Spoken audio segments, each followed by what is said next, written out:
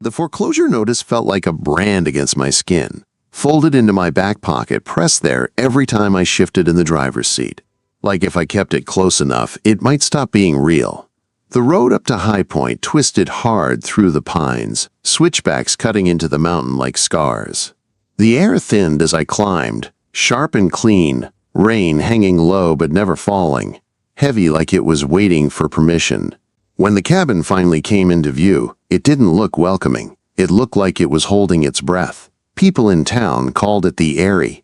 What it really had was a crooked porch, gray boards gone soft, rot creeping up the corners like a slow sickness. Expensive land. A view that could break your heart. A house barely standing on stubbornness alone. I shut off the engine and sat there a second, hands on the wheel, telling myself not to screw this up. My father's company wasn't struggling. It was bleeding. This job wasn't work. It was a rope. I stepped out, gravel crunching under my boots. Somewhere upstairs, a curtain moved. Just once. No wave. No welcome. Just the feeling of being watched. I unloaded my tools anyway and got to work. Tape measure. Level. Moisture meter. The needle jumped the second I pressed it to the porch post. Deep rot. Structural. Not cosmetic. A cold wind slid down my neck like a warning. Her instructions had been clear. Start tomorrow. Do not knock before 9. Stay outside. So I stayed outside. I mapped the damage, marked studs by habit, wrote lists on the back of invoices, and folded them until the paper cut into my thumb. I wasn't just fixing a porch. I was trying to hold a house together while my own life was coming apart. By day 3, the routine locked in. I arrived at 9, worked until 5. Never saw her. The blinds stayed drawn. The air on the porch always felt cooler, like the house kept its own weather. On the 4th day, a small white cooler appeared on the steps. No note. Inside was a sandwich wrapped tight, built with care, roasted vegetables, thick toasted bread, a cold bottle of water. I should have eaten it fast and standing like I always did. Instead, I sat on the bottom step and leaned back against the post I'd braced that morning. My hands ached, my shoulders burned. I took a bite and stopped halfway through, not because it was bad, but because it was good. Too good. It loosened something tight in my chest that had been there since dawn. After that, I fixed things I wasn't paid to fix. Sanded a splinter smooth so it wouldn't tear skin. Shored up a step so it wouldn't wobble. Small things. Quiet things. On Thursday, the house made a sound that didn't belong to old wood settling. A sharp crash. A strangled cry. I didn't think. I ran. The kitchen was dim, blinds pulled tight. Broken pottery scattered across the floor, water spreading between the shards. She was curled near the island. Back to me, one arm clamped hard to her chest. "Don't," she rasped. "Don't look." She tried to drag her sleeve down, hiding her arm like fabric could erase pain. I stopped where I was and lowered my voice. I told her I was only looking at her wrist. Blood dotted the tile. Her hands shook. I didn't touch her until she tipped her arm toward me. That was her permission. I wrapped the cut slowly, carefully. She flinched once, then held still. When I finished, she whispered for me to leave. I did. I didn't argue. The next morning, the cooler was back. Weeks passed, like a tightrope. We spoke through food and fixes, through silence and small corrections.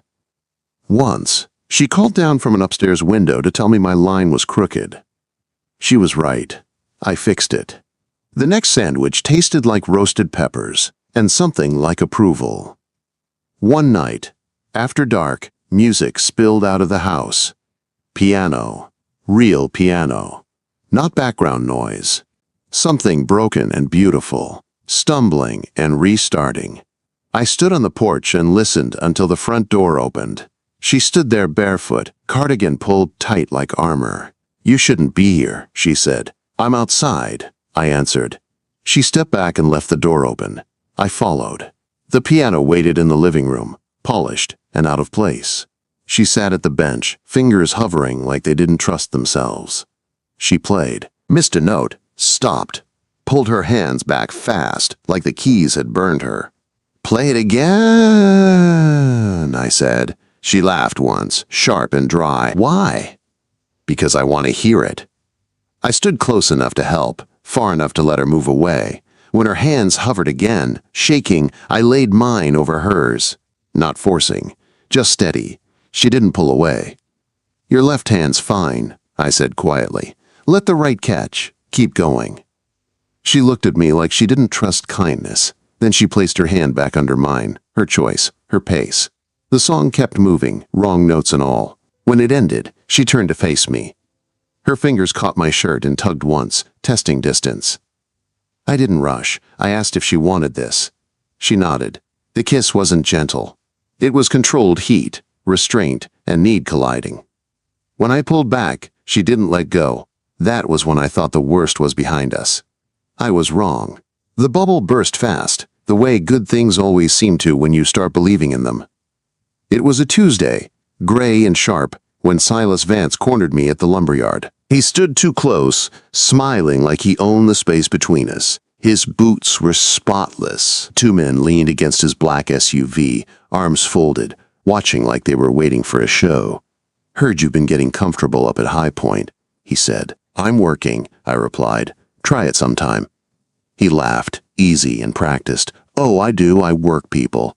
His eyes slid over me, already counting something. The bank called me. Your father's business is almost done, unless you get a miracle. My hands went loose at my sides. Tight hands break things. I'm handling it. Are you? He said, tilting his head. Or are you using her, that burned-up woman with the money? Does she know you're desperate? I stepped forward once. He didn't flinch. He just smiled wider. Careful, he murmured. You swing, I win. I walked away because that was what he wanted. A scene, a story he could sell. I drove up the mountain like the steering wheel had insulted me. When I reached the gate, it was locked. My tools were piled outside the fence like trash. I rattled the chain and called her name. She appeared on the porch, face closed, arms tight to her sides. Is it true? She called. Are you bankrupt? Yes, I said. The business is in trouble. That's true. So you needed the job, she said. I needed the job, I answered. I didn't need you. Her eyes narrowed. The wind pushed her hair across her cheek. She didn't move to brush it away. Take your tools and go, she said. The door closed. The lock clicked. I stood there longer than I should have, then carried my tools back to the truck one by one, like I was hauling my own defeat. 2 days later, the sky turned the color of bruised steel. The radio called it a microburst. Benji called it the worst storm he'd seen in years. Wind slammed the ridge. Rain came sideways. Trees snapped. Power died. Route 9's blocked, Benji shouted. Mudslide risk on the North Face. North Face meant High Point. I didn't argue. I grabbed rope, tarp, nails, and ran into the storm. The mountain fought me the whole way. Fallen pines. Mud. Wipers that couldn't keep up. When I reached the cabin, a section of roof had peeled back, water pouring inside like the house was bleeding. I forced the door open. Cold water soaked my boots. Aura, I shouted.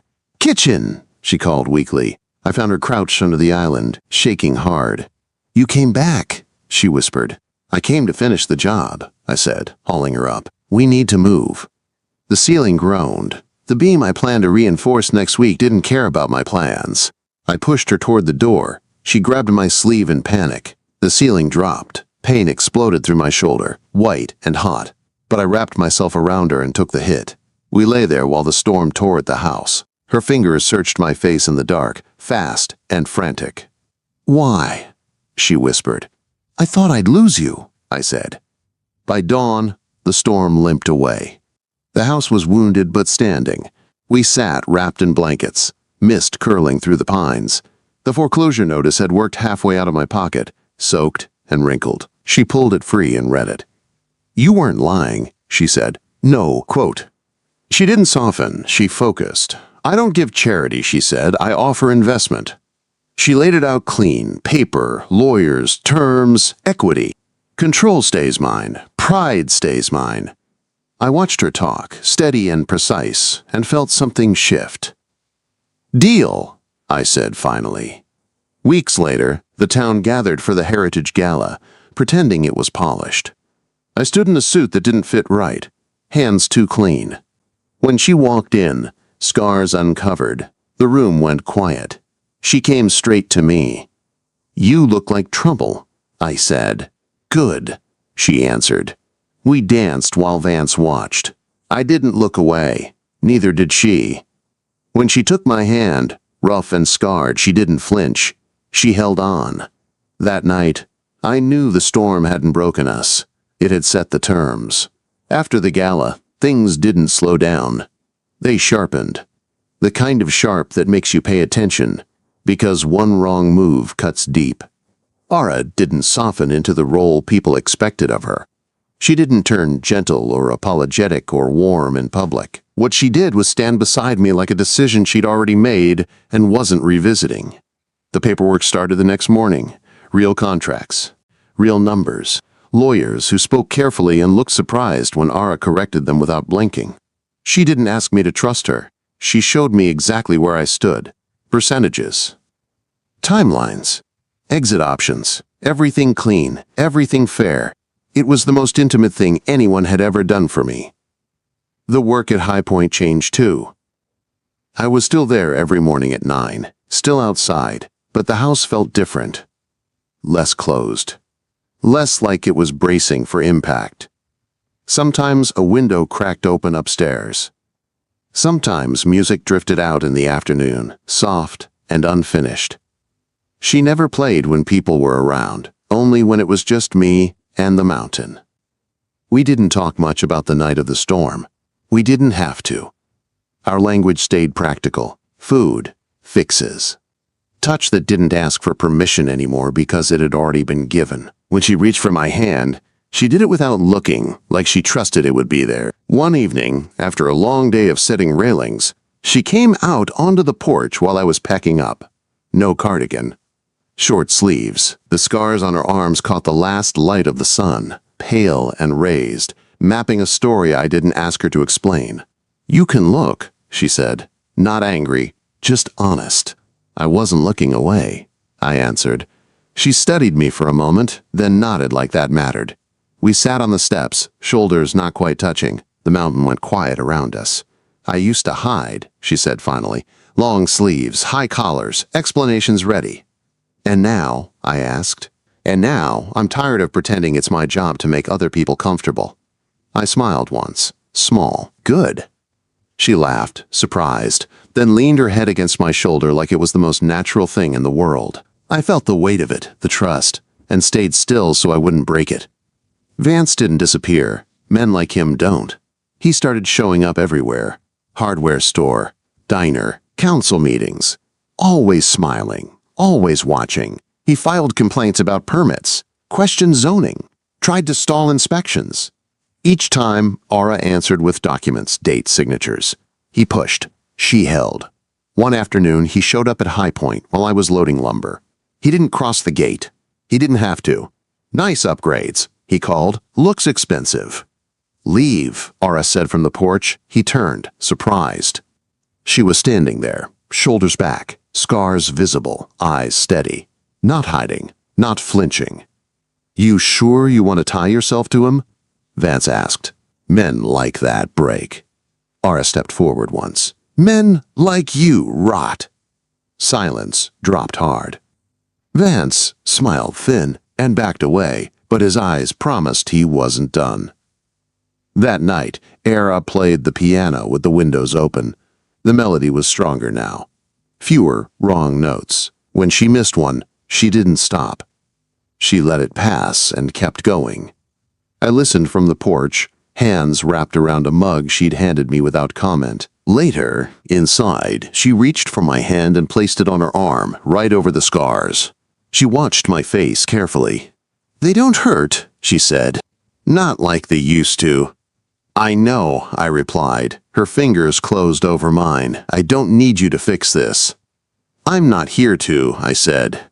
She leaned in and kissed me slow this time, unguarded. Not testing. Choosing. The bank notice stopped burning after that. The business steadied. Work came in. Word spread that Holloway Construction didn't cut corners and didn't scare easy. I slept better. So did she. But peace never lasts without a fight. The letter came on a Friday. Legal. Cold. Vance was contesting the investment, claiming predatory influence, questioning her capacity. It was ugly, personal, designed to humiliate. Ara read it once, then folded it neatly, her jaw set. "He wants to scare me back into hiding," she said. "What do you want to do?" I asked. She looked at me, eyes clear. "I want to stand." The hearing was set for Monday, and for the first time since the storm I felt something like fear again, not for the house, for her. Monday came too fast. The courthouse sat low and square at the edge of town, all concrete and echo, like it had been designed to drain feeling out of people. Ara walked in beside me, head high, shoulders back, scars uncovered. She wore a simple dress, nothing soft about it. Not armor, just truth. Vance was already there, smiling like this was theater. He had papers stacked neat, a lawyer at his side who looked bored enough to be dangerous. He didn't look at me. He looked at her like she was something he meant to reclaim. The hearing wasn't dramatic. That was the worst part. No shouting, no grand speeches. Just questions meant to chip away. Was she pressured? Was she emotionally compromised? Was she fully aware? Ara answered everyone herself. Calm, direct. She didn't rush. She didn't apologize. She laid out the timeline, the contracts, the terms. She explained the investment like she was explaining gravity. Something solid that didn't care who believed in it. When it was Vance's turn, he leaned forward, voice smooth. He talked about vulnerability, about influence, about damage. He gestured once, subtle, toward her arms. Ara didn't look down. She stood before the judge asked her to and said, "I survived something that tried to erase me. These scars are proof of capacity, not lack of it. I chose this investment the same way I choose everything now, with my eyes open." The room went quiet. The judge ruled clean and fast. No merit. Case dismissed. Vance's smile finally cracked. Outside, the air felt different. Lighter. Ara exhaled like she'd been holding her breath for years. I didn't speak. I just took her hand. She squeezed back. Hard. Real. We drove up the mountain in silence. Not tense. Full. When the cabin came into view, standing solid against the sky, she pulled the car to a stop before the gate. "I need to say this," she said. I waited. "When I told you I had burns on my body," she continued, eyes forward, "I thought that would be the moment you stepped back." I shook my head once. I stepped closer. She finally looked at me, really looked. "You didn't try to save me. You didn't make me small. You just stayed." "I'm good at staying," I said. She laughed, soft and real, then leaned across the console and kissed me, slow and certain. No fear in it, no testing. Life didn't turn perfect after that. Houses still rot. Storms still come. Work still hurts your back and hands and pride sometimes. But Holloway Construction held, grew. We fixed things the right way, even when it took longer. Ara played the piano every evening with the windows open. Wrong notes still happened. She let them. I fixed what broke. She decided what stayed. One night, months later, we sat on the porch she'd once forbidden me from entering. The boards were solid under our feet now. The mountain breathed around us. She rested her head on my shoulder and said quietly, "I don't hide anymore." I covered her hand with mine, rough and scarred and steady. "Good," I said. "Neither do I." And for the first time, the house wasn't holding its breath. It was home.